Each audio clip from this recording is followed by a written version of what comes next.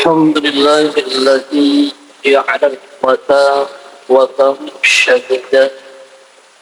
أشهد أن لا إله إلا الله وحده لا شريك له، وأشهد أن سيدنا ونبينا محمدا ورسوله لا نبي بعده إلى يوم القيامة.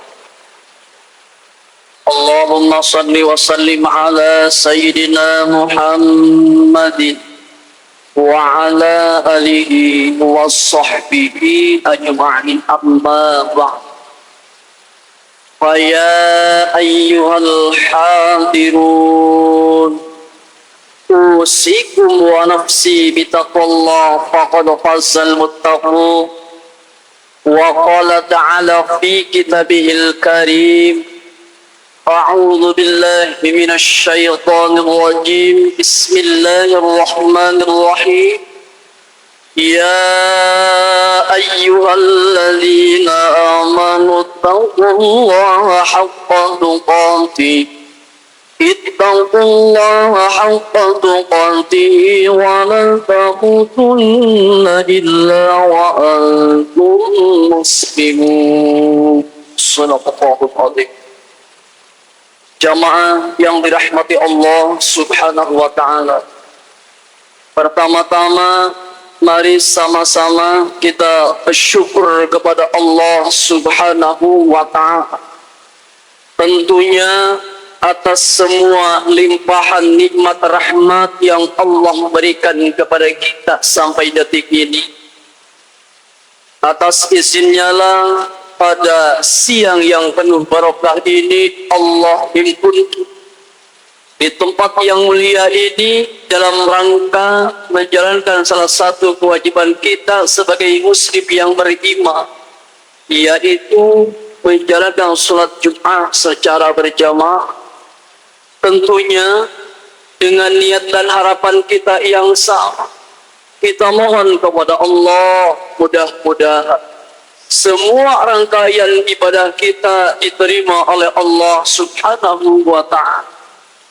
Salawat ma'asalah semoga tercurah limpahkan kepada suri tauladan kita yang paling sempurna, ialah baginda Nabi besar Muhammad sallallahu alaihi wasallam. Jamaah yang dirahmati Allah Subhanahu wa Ta'ala, Allah Subhanahu wa Ta'ala menciptakan manusia dalam bentuk yang paling sempurna. Hal ini Allah abadikan dalam firman-Nya surah Ad-Din ayat 4. A'udzu billahi minasyaitonir rajim. Bismillahirrahmanirrahim. Laqad khalaqnal insana fi ahsani taqwim. Sesungguhnya kami telah menciptakan manusia dalam bentuk yang sebaik-baiknya. Surah Ad-Din ayat 4.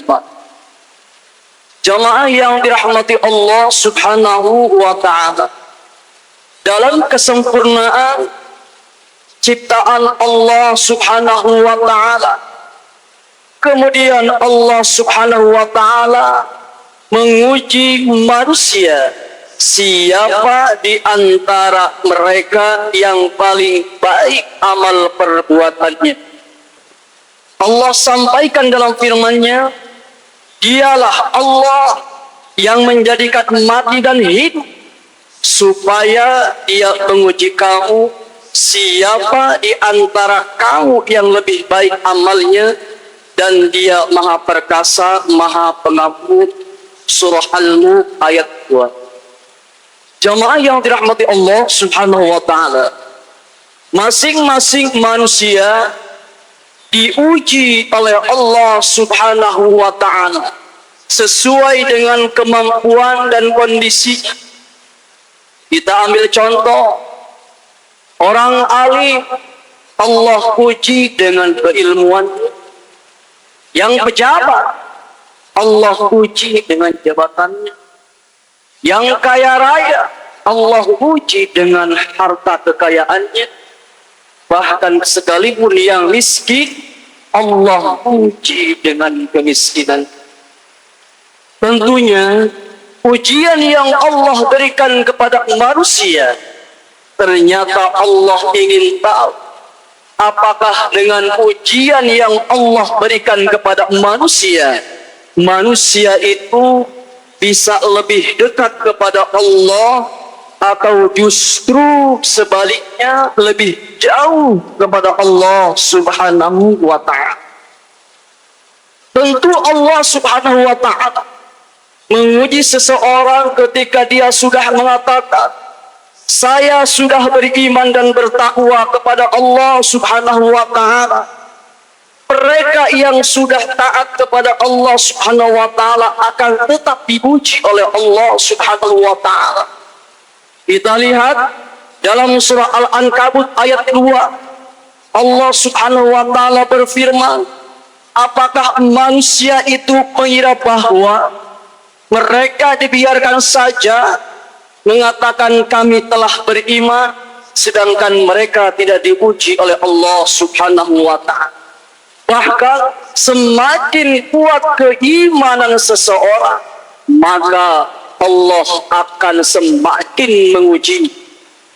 Akan tetapi ujian yang Allah berikan kepada seseorang lantaran Allah sayang kepada hamba. Rasulullah Shallallahu Alaihi Wasallam menegaskan bahwa jika Allah cinta kepada hambanya, maka Allah akan terus senantiasa menguji.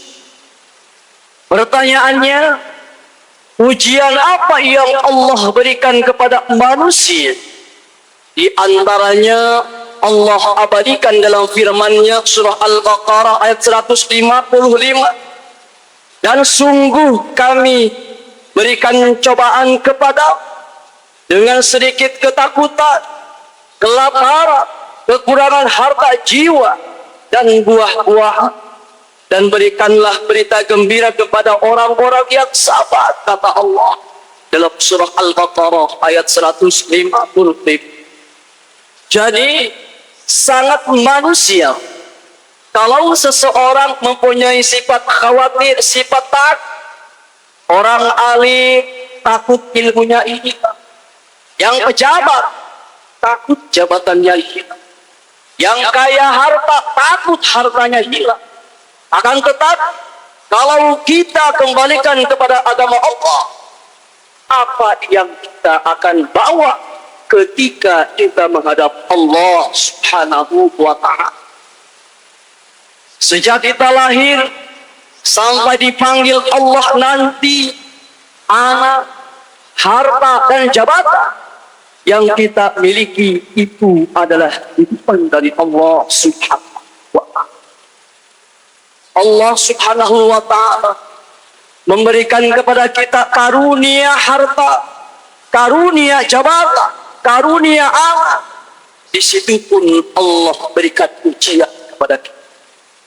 Terkadang ketika seseorang diberikan kenikmatan berupa rezeki, dia mengatakan ini karunia dari Allah Subhanahu wa ta'ala. Ketika dia naik jabatan, dia mengatakan ini karunia dari Allah Subhanahu wa ta'ala. Memang benar itu semua karunia dari Allah Subhanahu wa ta'ala. Akan tetapi kita harus ingat, di situ Allah berikan ujian yang harus kita pertanggungjawabkan di hadapan Allah Subhanahu wa ta'ala kelak. Jemaah yang dirahmati Allah Subhanahu wa ta'ala, seseorang bisa terangkat derajatnya lantaran harta dan jabatan. Seperti seseorang bisa jatuh derajat dan martabatnya karena harta dan jabatan. Innama amwalukum wa aulukum fitnah. Harta dan anak-anak menjadi fitnah. Maka bagaimana kamu menggunakan dengan baik harta dan jabatan tersebut? Insya Allah, kalau harta dan jabatan kita pergunakan di jalan Allah, dipergunakan untuk kemaslahatan Allah, digunakan untuk kemaslahatan manusia, tentu semua itu akan diberikan berkat oleh Allah Subhanahu wa ta'ala dari dunia sampai akhirat kelak. Jamaah yang dirahmati Allah Subhanahu wa ta'ala. Kemudian manusia diuji oleh Allah dengan kelaparan. Mungkin bagi kita yang hidup di kota besar seperti ini, mungkin sulit mengalami kelaparan. Akan tetapi saudara-saudara kita di pelosok daerah, mereka dihadapkan dengan dua pilihan. Apakah iman dikuatkan atau apakah iman ini dikuat? Imam bin Abi Thalib menyatakan, hampir-hampir saja kefakiran menyebabkan seseorang kufur kepada Allah Subhanahu wa ta'ala. Kemudian Allah Subhanahu wa ta'ala memberikan ujian kekurangan harta. Allah memberikan berupa materi. Allah pun menguji dari harta yang Allah berikan. Kemudian Allah mengambilnya kembali. Ternyata Allah ingin tahu, apakah dengan harta yang Allah ambil kita lebih dekat kepada Allah, atau justru sebaliknya lebih jauh kepada Allah Subhanahu wa ta'ala. Ingat, kita tidak dilarang tuntukan. Akan tetapi jangan lupa bahwa cara mencari dan mendapatkannya harus sesuai dengan ajaran Allah dan Rasul. Kemudian Allah Subhanahu wa ta'ala menguji kita dengan hilangnya jiwa. Musibah bagi hamba Allah yang beriman dan senantiasa sujud kepada Allah Subhanahu wa ta'ala bisa disebut dengan yang namanya ujian. Musibah yang Allah berikan kepada seseorang, dia taat kepada Allah akan tetapi maksiat terus dilakukan, itu bisa kita sebut teguran dari Allah Subhanahu wa ta'ala. Akan tetapi orang yang kufur atau orang yang musyrik kepada Allah diberikan ujian, itu bisa jadi adab dari Allah Subhanahu wa ta'ala. Dan yang terakhir, Allah Subhanahu wa ta'ala menguji kita dengan kekurangan buah-buahan. Manusia terkadang merencanakan bahwa bulan depan akan panen besar, tetapi manusia boleh berkeinginan. Ingat, Allah jauh lebih berkeinginan. Dari semua rangkaian ujian yang Allah berikan, yang Allah sampaikan oleh firman-Nya surah Al-Baqarah ayat 155, Allah sampaikan di akhir ayatnya, wa basyiris sabir.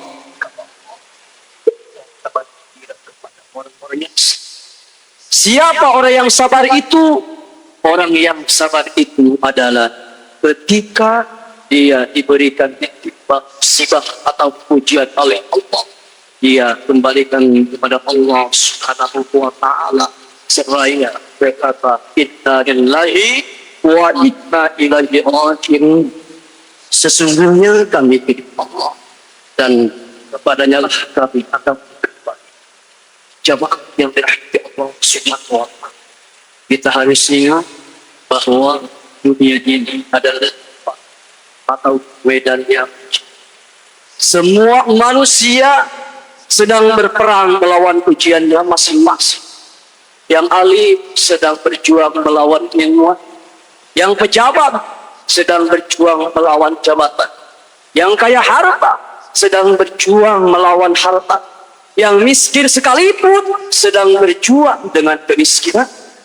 Kita mohon kepada Allah Subhanahu wa ta'ala, mudah-mudahan apapun bentuk ujian yang Allah berikan kepada kita senantiasa diberikan kesabaran, keikhlasan, kita lulus dari ujian yang Allah berikan kepada kita, sehingga kita termasuk orang yang mendapatkan berita gembira dari Allah Subhanahu wa ta'ala, yaitu orang-orang yang sabar.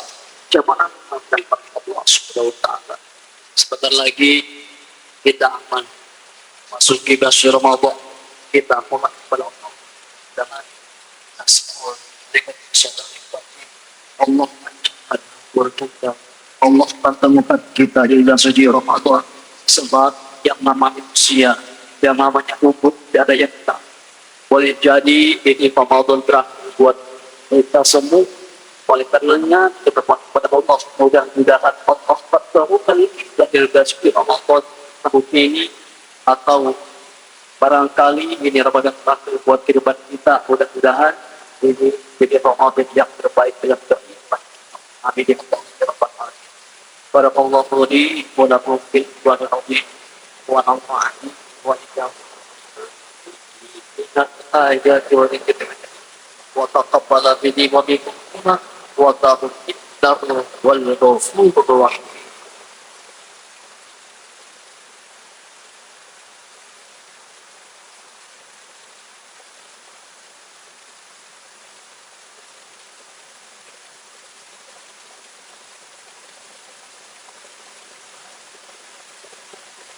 Alhamdulillahilladzi khalaqal insana 'allamahu al-bayan.